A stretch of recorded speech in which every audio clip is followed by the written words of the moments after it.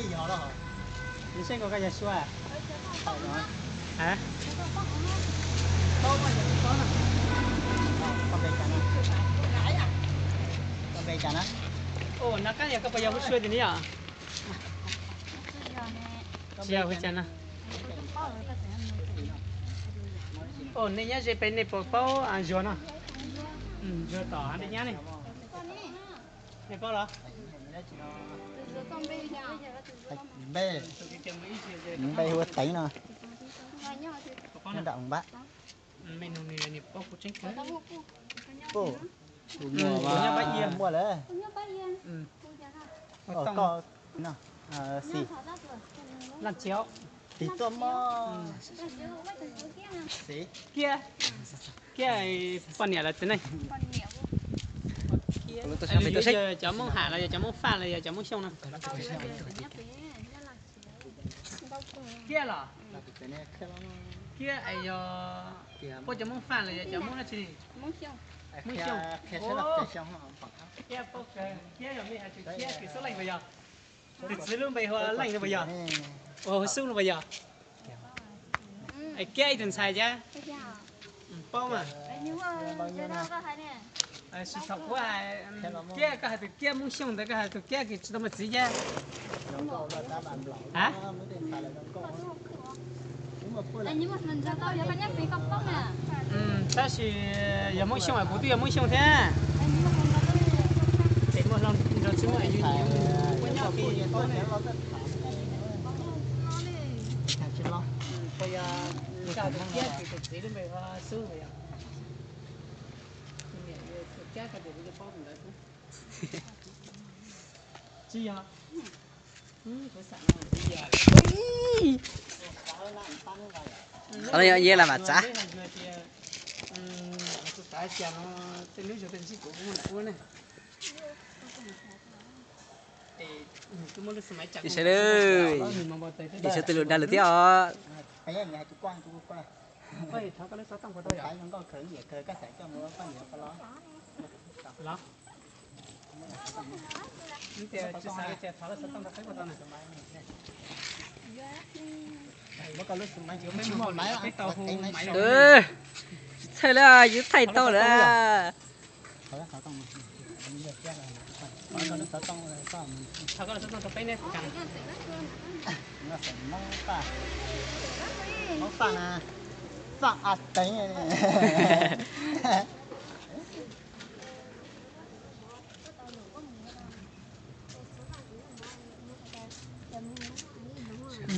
từ phải có nó bị chả nào nó bị chả nào người thì tiền hay cái máy đẹp mà có tí lúc số máy chỉ cá nó lại con con này con xe cả con này gió số máy chỉ gió này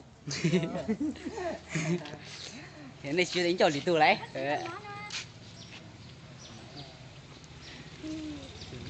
tiếng cọc cười vẫn có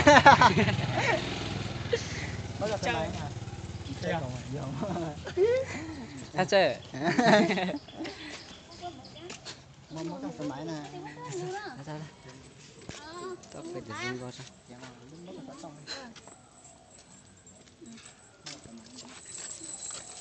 ôi nó cái sốt tông được của sao ôi tháo cái sốt tông được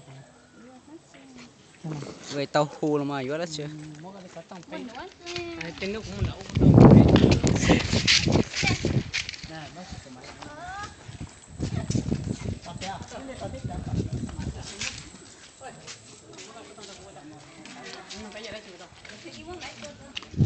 tôi to nó chỉ quay là tập lặng hai này đúng không? Để thằng nó cái gì đó chỉ mà tao này. ấy chỗ cái gì cái này nó bé máy xì á rất có tiền rồi từng sai rồi tôi đang coi á qua giờ giờ qua điểm qua tàu thế tôi đang coi này Ôi gì đó?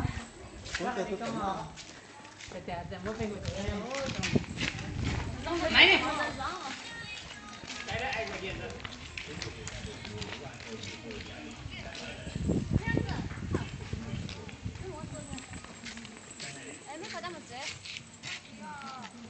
cái mua có là sớm máy nè. Mình sẽ cắt đạn thứ nhất là cái chỗ cắt đạn đúng không? Cái một lát xe hả nào? cha về hay giờ Đấy mới xí à? Cái đặt sập hả? Nhất tiêu với tiêu mà. Có chỉ thay thế nó cũng tầm một tháng một teo. mình còn là chúng ta tàu này là chỉ thay đấy Tôi có nó máy mất số máy đó. có cái bớt số máy Ba mà nó máy này. Nó máy chùa à.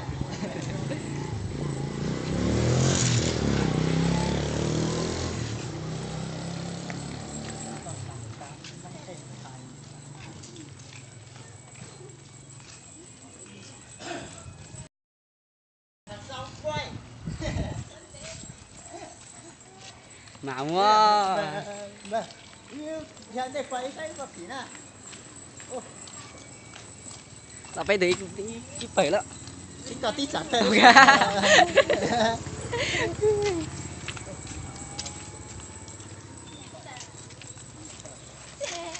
Xe là nè. Cái kỳ cười thế nhở? Mà giờ phải thả được luôn mà. Hiệu ăn đi. nào Nhớ là hãy nói cho nó nhớ.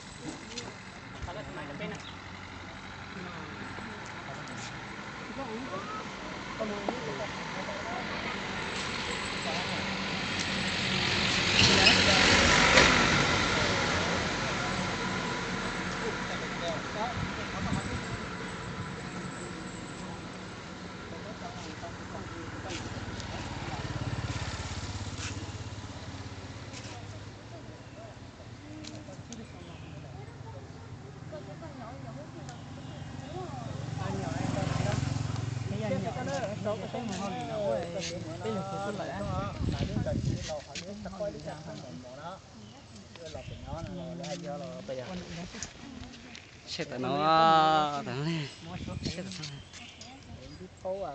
Bây giờ nó gì dáng mà.